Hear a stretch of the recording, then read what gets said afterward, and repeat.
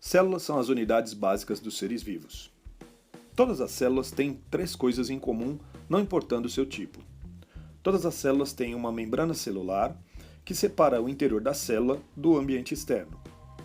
Citoplasma, que é um material gelatinoso, e DNA, que é o material genético da célula.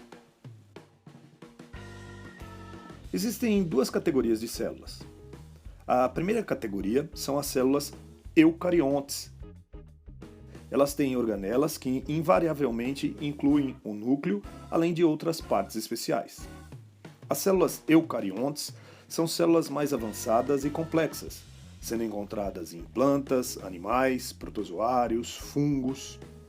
A segunda categoria são as células procariontes. Elas não têm núcleo ou organelas membranosas. Elas apresentam um material genético, mas que não está contido dentro de um núcleo. As células procariontes são sempre organismos unicelulares, tais como as bactérias e cianobactérias. Então, o que são organelas? Organela significa pequeno órgão. Organelas são as partes específicas de uma célula que têm tarefas exclusivas para executar. Vamos começar com o núcleo, o centro de controle da célula. O núcleo contém o DNA, ou material genético. O DNA dita o que a célula vai fazer e como ela o fará.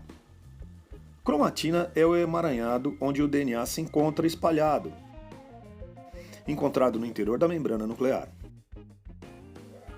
Quando uma célula está se preparando para se dividir, o DNA se condensa em estruturas conhecidas como cromossomos. O núcleo também contém um nucleolo, que é uma estrutura onde os ribossomos são feitos.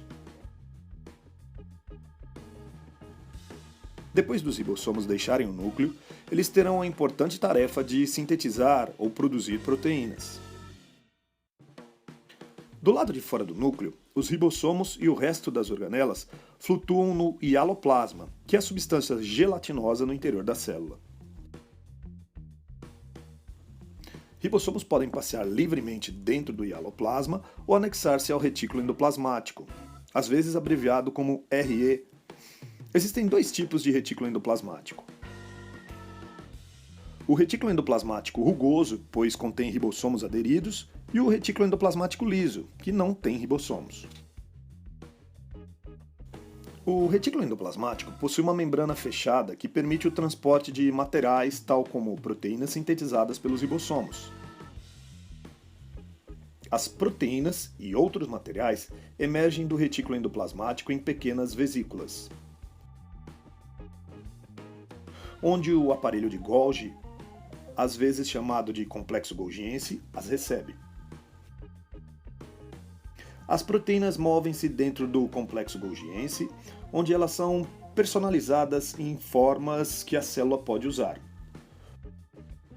O complexo golgiense faz isso ao alterar a estrutura das proteínas em formas utilizáveis ou adicionando outros materiais como lipídios ou carboidratos.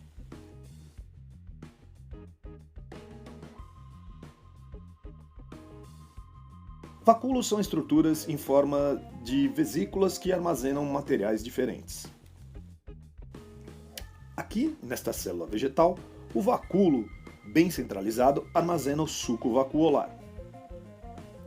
Voltando à célula animal, você vai ver uma organela chamada lisossomo.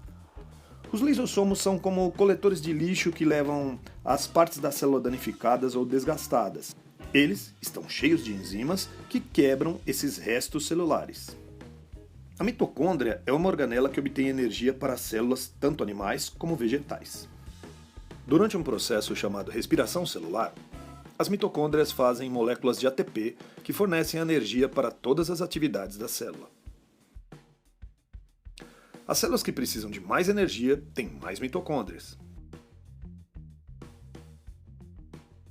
Enquanto isso, a célula mantém sua forma através de um citoesqueleto. O citoesqueleto inclui os microfilamentos filiformes, que são feitos de proteínas, e os microtúbulos, que são tubos finos e ocos, também feitos de proteínas. Alguns organismos, tais como plantas, que são seres autotróficos, ou seja, que produzem o próprio alimento, o fazem captando energia luminosa. Essas células possuem uma organela denominada cloroplasto. É no cloroplasto onde acontece o processo de fotossíntese. Ele é verde porque tem um pigmento verde chamado clorofila. As células vegetais também têm uma parede celular além das membranas celulares, de forma a apoiar e proteger a célula da planta. As células animais não têm parede celular. Existem muitas outras estruturas únicas que ocorrem em apenas algumas células. Aqui estão apenas alguns exemplos. Nos seres humanos, o trato respiratório é revestido por células que contêm cílios. Estes são semelhantes a pelos microscópicos que podem se mover em ondas. Esse recurso ajuda a capturar partículas inaladas no ar e expulsá-las. Outra característica única em algumas células são os flagelos. Algumas bactérias possuem flagelos. Um flagelo é como uma pequena cauda que pode ajudar no movimento das células. A única célula humana que possui flagelo é o espermatozoide. Em resumo, lembre-se, as células eucariontes são células vegetais, animais, de protozoários ou fungos, que possuem um núcleo e organelas membranosas, enquanto as células procariontes são organismos unicelulares, sem núcleo ou organelas membranosas. Todas as células têm uma membrana plasmática, citoplasma e material genético. E, ainda que cloroplastos ocorram apenas em células vegetais, mitocôndrias ocorrem tanto em células vegetais como células animais.